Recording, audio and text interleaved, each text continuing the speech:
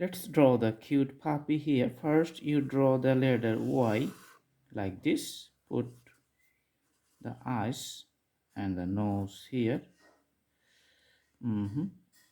And do like a cap from the other side here and connect it like this. Awesome. Okay, so you can put two hands. Okay, and on the back another leg you can see. All right, and a tail at the back. Put the ground and the puppy is done.